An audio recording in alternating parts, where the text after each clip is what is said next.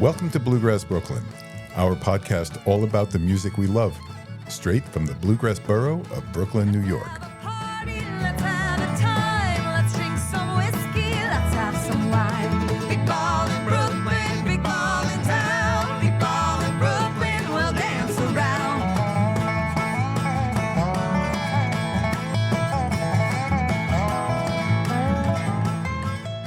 Hi, welcome to this Monday edition of Bluegrass Brooklyn. I'm your host, Mike Wilner.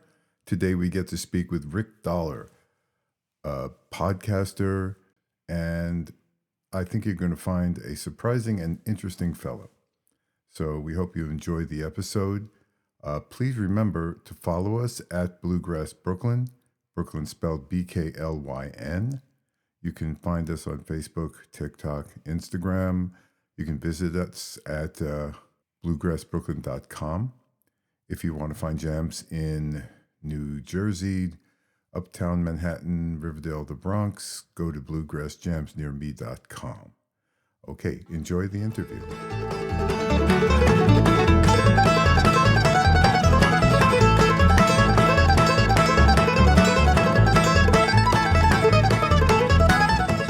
So here we are, Rick Dollar and Mike Wilner. Rick, how you doing?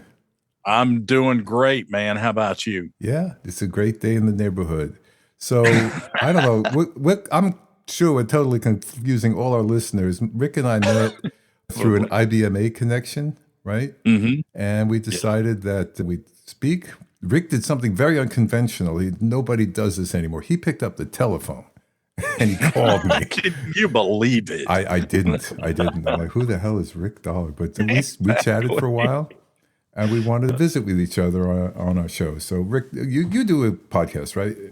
Yeah, sure do. I have the Rick Dollar Show podcast, and I also have another podcast called My Appalachian Home. Oh, wow. And the whole reasoning behind that was the secondary podcast was just to go back where I was born. You know, I was born in the Bristol, Tennessee area, the birthplace of country music, as they're saying now. Yeah. But spent most of my life there. And, you know, I got the feeling of, wow, this is a really cool place to live because a lot of great music started here forever ago. I mean, you had the Carter family came and did the 27 sessions in Bristol.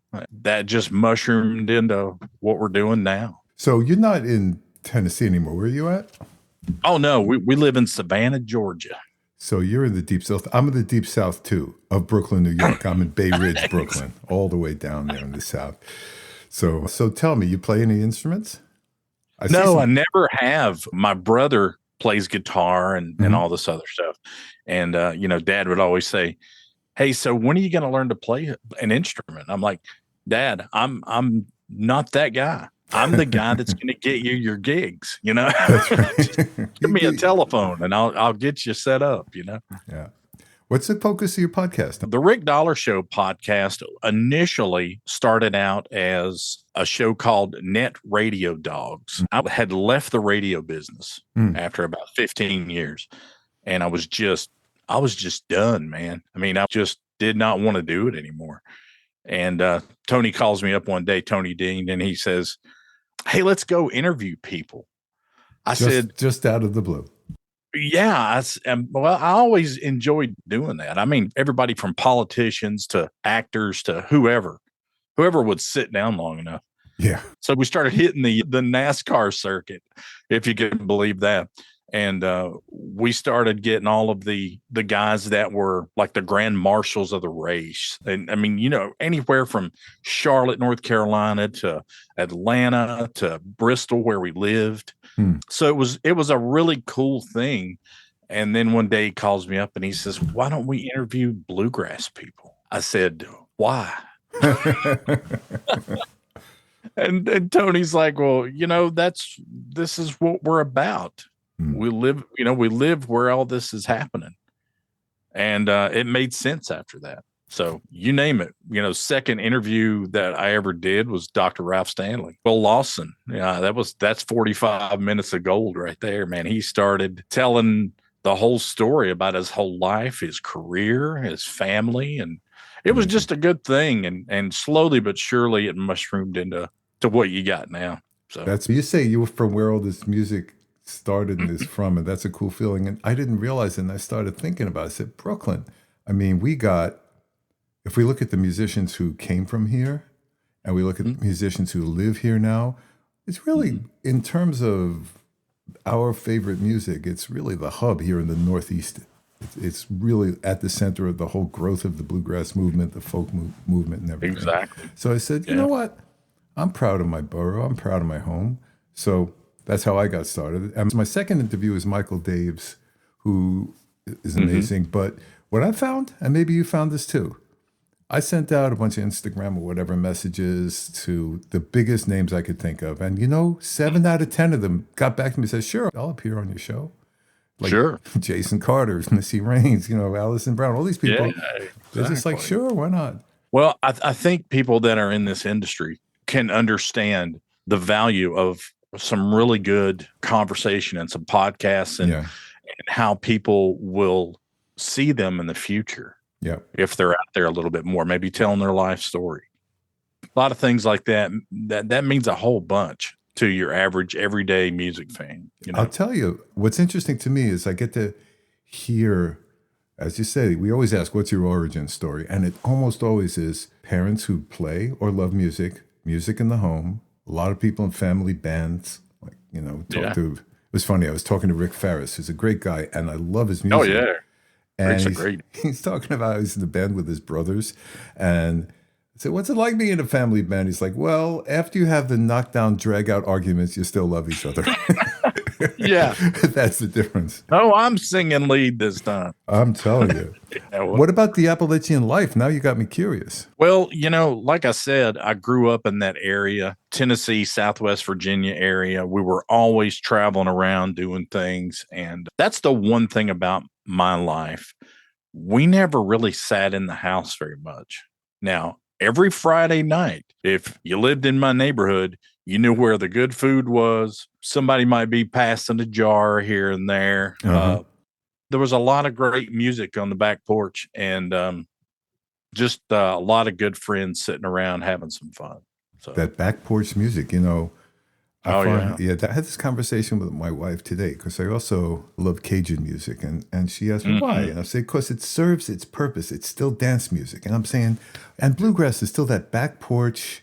Let's sit around and pick. Maybe it's in a jam circle in the back of a bar now and not on the back porch anymore. But it's got that same life to it. Even though the music is changing, the players are changing.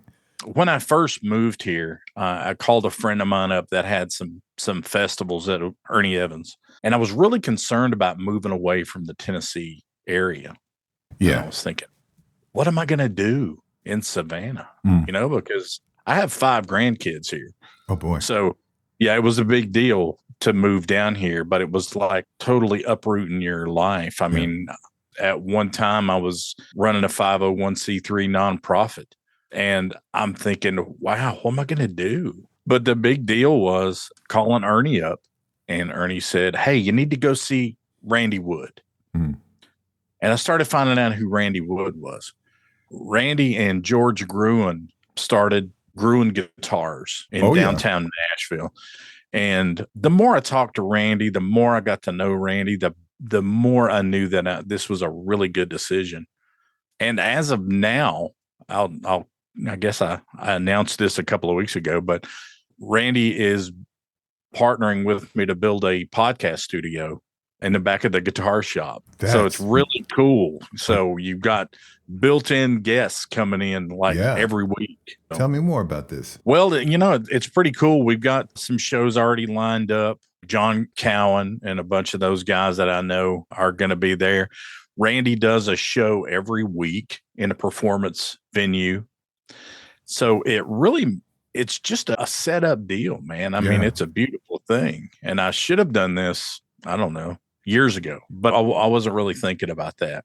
Yeah. I came up with the radio show that we have now, along with the podcast. It all started during COVID. So it was like, I don't know. I was just so used to doing a remote interview every week. And, so it was a different thing. Right. But for now, things are working out really well. Yeah, a lot of guests are coming in to play there. Billy Strings is going to be coming, I think, in April again this year.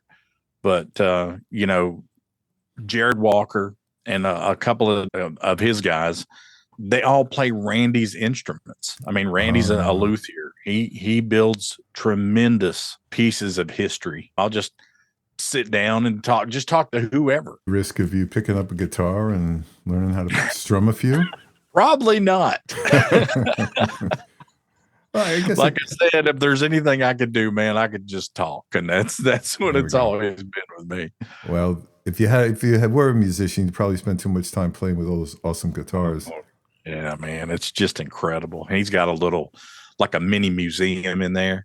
A lot of just legendary instruments in that room, and it's a cool little guitar shop too. Yeah, guys will come in there and just start picking in the front room, and it's just a beautiful place, man. That's fun. So we do all kinds of shows. One of the things we love to do and get probably the most listened to episodes we do is these festival experiences. It's not just like, okay, well, there was a festival, here are the people there, blah, blah, blah. But it's sort of like, Mike went to the Delfest Academy. Here's what his experience was there.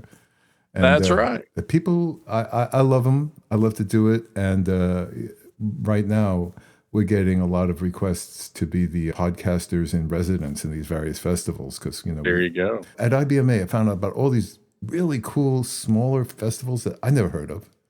Mm-hmm. But there's a lot of them, man. Yeah, but maybe more people should know about them. We're a very mobile society. I know I go down to Cumberland, Maryland every year for Delfest and the Academy. I go up to Massachusetts, all over. I've got like a 500-mile radius in terms of. Wow. Yeah, if I can drive there within a day, I'll go. We're headed to Nashville. A guy that lives here, Marty Falley. Marty's a pretty much a brand new artist, but he's put out like 4 or 5 records, and they all debut at #1. I mean, the guy's incredibly good. Wow. We're going to be shooting a sort of a mini documentary. He's going to do a TV taping in Nashville, and we've been invited to things like that. And, there's plenty of opportunities out there. That's just all there is to it. People need to know about good music and where they can go see it, I agree. So, I mean, you can go to a million places in Nashville down Broadway. If you can go to the Station Inn, I mean, the first time that I was ever brought to Nashville was Carl Jackson asked me to come there, and he put us at the Station Inn that night, and there was like 12 people in the green room waiting on us. Nice. When we got there. That's so great. you get opportunities like that, just the more people that you know and you talk to, and people end up being friends. Yep. One of the things I enjoy the most, I've gotten friendly with a number of our guests. Jason Carter's been on the show twice. First, we just interviewed him. Yeah. And, we talked after the interview. He's just such a personable guy. We were talking about this and that, including his intent to start kayaking. And then so next time you were telling me. Next time I saw him, it wasn't like, oh, Jason, I love your album, or Jason, congratulations on the nomination. It was, Jason, did you get that kayak yet? Exactly. We were talking about that.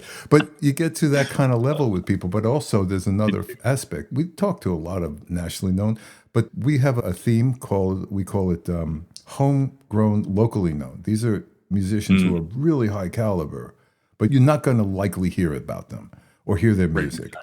And I get the opportunity to interview them, play some of their music about them, let them learn about us. And that I feel like is one of the most fun things. And it serves the community. As soon as I fell into this, I realized we are a community. This isn't just an activity. Oh, yeah. We all have to help each other. I think that if we don't help each other, it's just a shame, because we have the opportunity. I mean, guys like you and I have the audience a lot of times that some of these musicians will never have access to. Yeah. And it means a lot. I hate to keep going back to Bristol, man, but when I lived down there, I had that reputation of, hey, if they didn't see me somewhere plugged up with some headphones on, man, there was a problem. Right. People came looking for you. Yeah, they're like, where's Dollar at? How come he's not here? But you got to use what you have to benefit, the masses. Agreed. So Yeah. Rick, what is your favorite interview? Who is your favorite so far? Wow. I've interviewed Tominski a lot. Uh-huh. We have this thing. We both love cigars. Uh-huh. So it happens. But a lot of times we'll just plug in and he'll be sitting on his back porch and I'll be sitting on my porch or something like that. And we'll both just smoke a cigar together and just talk. Nice. Of course, it is the 25th anniversary of Oh Brother, Where Art Thou? Yeah. And I've been talking to him about getting together later this year. We have this thing in Savannah called the Savannah Music Festival. Oh, Amazing. It's just massive. And not just bluegrass. I'm talking country music. I'm talking anything you could think of. It's a very diverse festival. And this year, Dan's going to be playing. So we got a shot at sitting on the front porch at Randy's place and smoking a cigar and just chatting, just having a good day, And not just virtual this time. Right? Exactly. And Dan's one of these guys, though, man. I don't even know how to explain this fella. He's just you and I, I mean, he can be a piece of that 90% of the population that you can sit down and talk to. Yeah. So, but he's a very talented, as you already know, Grammy Award winner. But this cat is just one of those guys that you want to sit down and talk to because he's always going to have something to say. Yep. I love his music, love his voice. My favorite so far, like you went, oh boy, that's tough. I ask myself the same question. I say, oh boy, that's tough. But yeah, I recently got to speak to both Jason Carter and Michael Cleveland together. I love Jason, but Michael was hilarious. We were at the IBMA festival and somebody shouted something from like the back row. And Michael said, don't make me come out there because I will. And so he's got a second gig as a stand-up comedian if he wants it. I'm telling you, he could do it. No doubt about it. But, I level a question to people and musicians. I say, if you were going to, let's say you were a fiddle player or someday you may be a guitar player, right? So never Rick, know. Mount Rushmore is 4 iconic individuals. Who are the 4 iconic guitar players for you? And most people go, oh my gosh. Wow. Michael rattled them off. One, boom, boom, boom. He didn't even pause. He knew it. And he could tell me why for each one of it. He's really brilliant and articulate and funny. And I loved meeting him. That's the thing. I feel like I'm done talking to someone.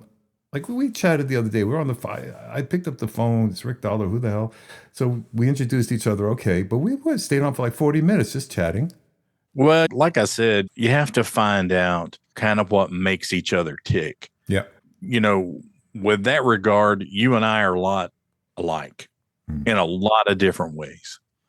We've spoken to some of the best, some of the greats, but we've also talked to guys that may not be as famous as those fellas and ladies. I mean, probably one of my most favorite interviews, was Missy Raines. She's always telling that Yancey County jail story. I saw something the other day, an interview with her, and I was like, she's going to tell that story again. Jimmy Martin getting arrested and not being able to play that day, but he played the next day, But there's great people in this industry, whether it be label people, PR people, musicians, songwriters. Yes. The cool thing about it is the longer you do what you and I do, the more these people you're going to meet and you're going to say, wow, they're just people. Yep. They just love music like we do.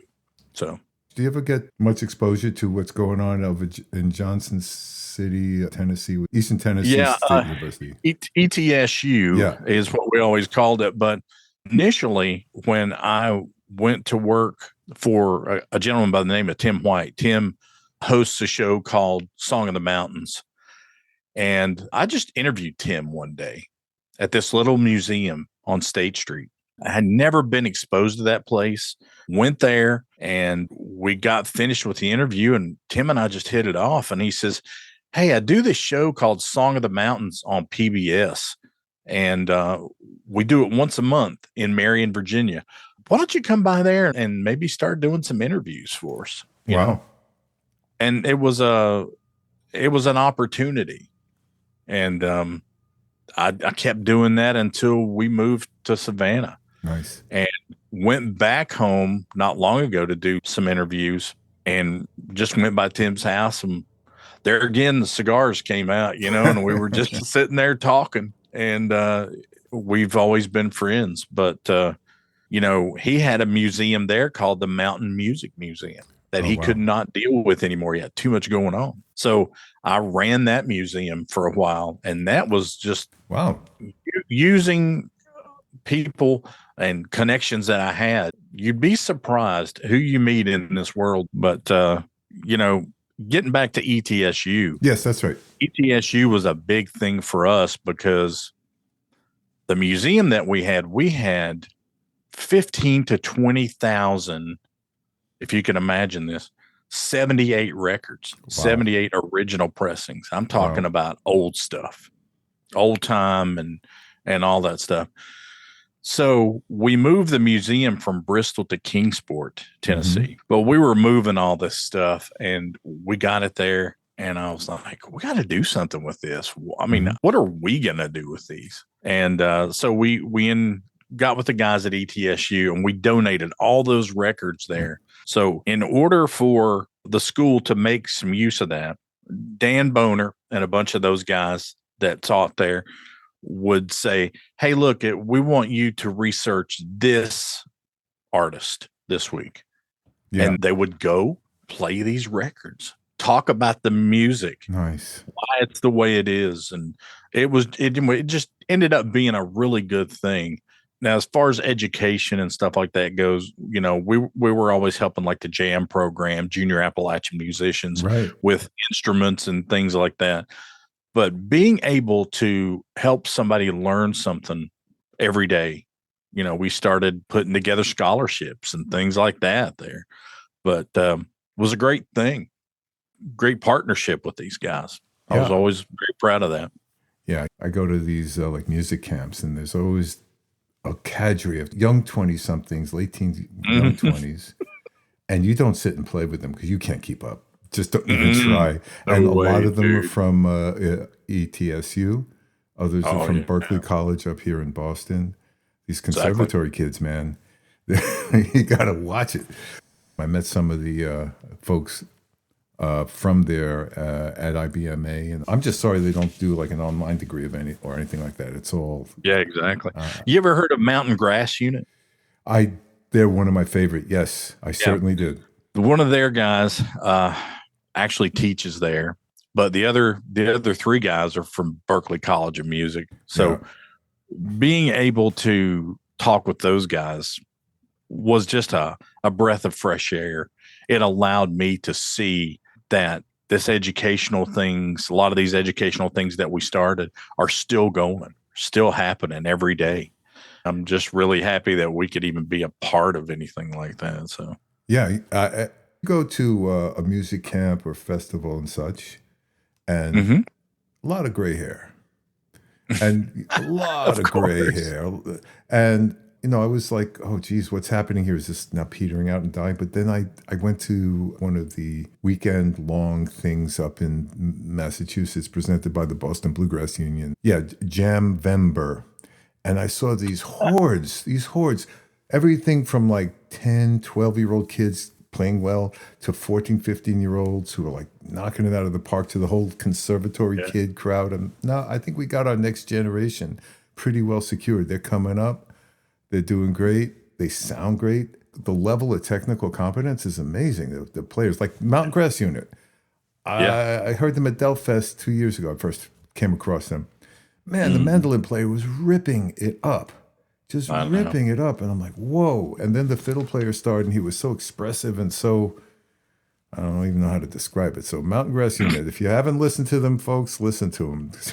Get on it, man. Those guys are something else. Now, you know, I'm going to mention a name here. Everybody should have heard about this guy already. Billy Strings has What I've seen going to a few of his shows, the last time he was in Savannah last year, I mean, I got a 3-day ticket. They didn't play the same song any of those 3 days. Yeah. I mean, when you can, when you can jump into Little Maggie and you got, 18-year-old kids just on it. I mean, cheering, having fun. I had a guy sitting in front of me that was trying to leave.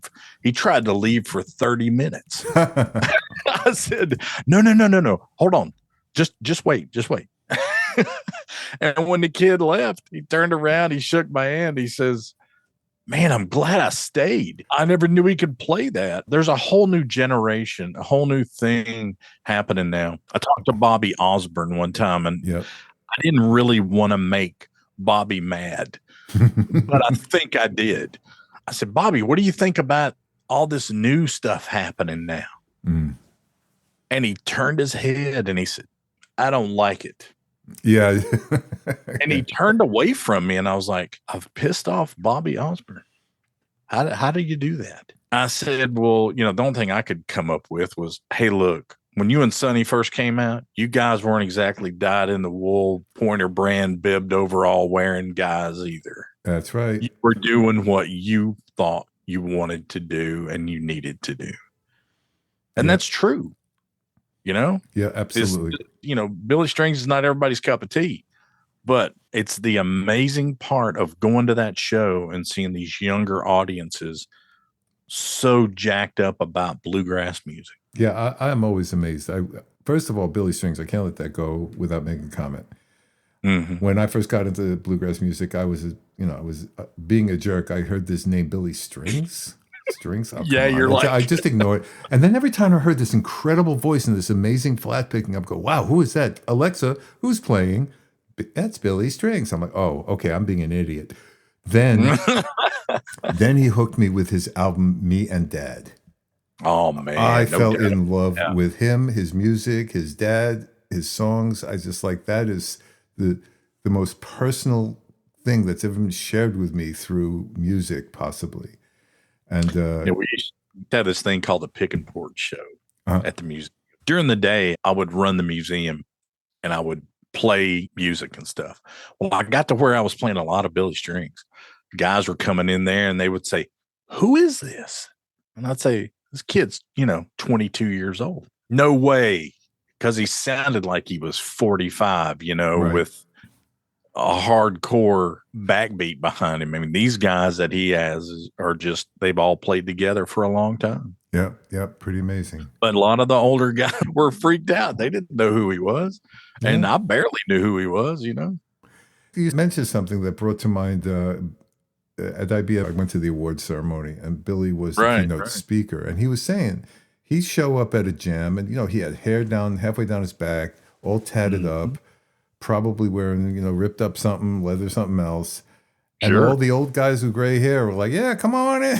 See, he didn't see anybody that looked like him, and he was ready to be rejected. He was like, come on in, sit down, let's hear you play. And as soon as he started playing, everyone was like, okay. We know where you're at. You keep that seat. Exactly. Billy, I have not gotten to meet. We kind of heard from him at IBMA, and it's a tough transition though, because I always am interested in the transition from like the jam circle to the bandstand, and then from the bandstand to the studio. But from the studio to superstar, that's it's ridiculous. That's done a lot for and a lot to a lot of people. I've been just flabbergasted a couple of times, just wondering, when is it all going to end? But the kid stays on the road constantly. Now him and Allian, they have a child now. And I think though that it's going to be really tough to keep him off the road, because that's what he's here for, and he knows what he's here for. So before we depart, let me ask what little bit about any interesting new projects you got coming up, and I'll talk about a few of mine too. Oh wow! Well, like I said, the new podcast studio at Randy Wood's place is a big thing. Awesome. We just partnered with a company called Hopeless Holler Trading Company. And these guys are providing really good merchandise for not just musicians, but guys like me that we're usually kind of left in the back here. And I've had merch in the past, but I've always wanted to do something different, and they listen to you. Oh, I want this kind of hat, but I want it this way or whatever. Those are some great people. Hopeless Holler Trading Hopeless Company, man. Holler. Don't forget those guys. They're making a mark in this business. But yeah, a lot of cool stuff's happening, dude. Well, I started this podcast off in January. It was like every other week. Mm-hmm. Then it became every week. Now it's twice a week because we're trying to keep up with all the great interviews we got and so on. We're thinking about starting a Patreon site. And one of the cool things is we try and split the time between interviewing the big name musicians and stuff, but also stuff like what we're doing is the second thing. It's just related. Sure. We talked to, I talked to a guy, Andy Reiner. He does a podcast called The River of Suck, which is a terrible name, and he'll even acknowledge that. But what he's saying is, you're a musician. You're on this side of the River of Suck, and on the other side is the version of you as a musician that you're hoping to be. But between you and that person is this river. Good. And how do you get across? But it's all about the mentality and the approach. It's not like here's how you hold your fingers or here's how you hold your pick. It's here's an approach. Here's how to keep your mentality focused and keep motivated. That's so right. I love doing things like that and bringing that sort of. In fact, one of the episodes that got the most fan response is I'm an older fella. I have some mental deficiency that caused me to pick up the fiddle at age 68, which was. I thought you were going to say you're a banjo player. I started on banjo, which is bad enough, but then I went on to the fiddle, which is worse. So it's very easy to get discouraged. First of all, I'm older. Yeah. Second of all, it's a tough instrument. Probably everyone will acknowledge it's one of the most difficult instruments to pick up. And I did a whole episode for the older learner. Like you're an older person. Here's how I keep myself motivated and going. I get a lot of response from that episode. And that has nothing to do with sitting down across the table from Missy and hearing about Yanceyville. By the way, she did a song about that too, I'm sure you know. Yeah, I know. In fact, she made sure when we aired her episode, that was one of the songs we used for the intro. So. I just love her, man. She's like the coolest person you'd ever want to meet. Yeah, amazing. How badass is she, right? I'm telling you, dude. There's no doubt. Yeah. So, listen, Rick, it's been a real pleasure talking to you. I'm glad we got a chance to do so. Same to you, man. Yeah, when you coming up here to the deep south of Brooklyn? Oh, gosh, man. Who knows? I'm a Yankees fan. All right. That means anything. Well, I don't know why you would do that to yourself, but oh, my gosh. It's not as bad as being man. a Mets fan. I'm a Philadelphia Eagles fan, too, and this year's just been beating me to death, man. The NFL's killing me. As for myself, I'm getting into Cajun music. I'm going to be starting up a Cajun jam here in New York. There you go.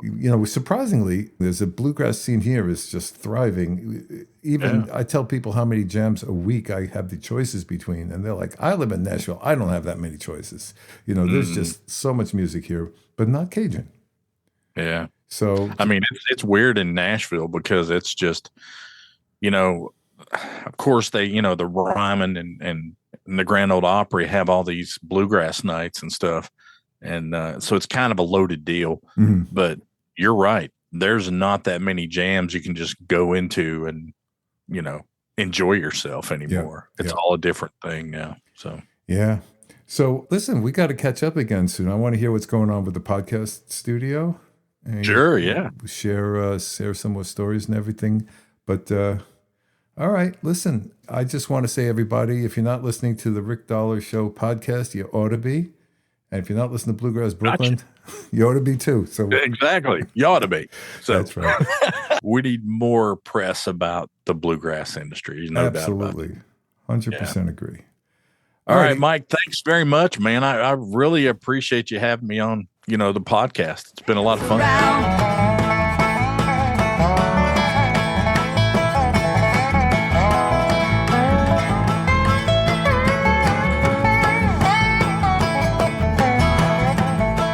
Thanks again for listening. We hope you enjoyed the interview, and we hope you do listen in on Rick's show. And we will be back this Thursday with more interesting interviews and content for you. So again, please remember to follow us at Bluegrass Brooklyn. That's spelled BKLYN. And if you do have any questions, suggestions, or comments, please send an email to mike@bluegrassbrooklyn.com. I guarantee you will respond. So on behalf of myself and my co-host Liz Wolf, we look forward to seeing you around the jam circuit.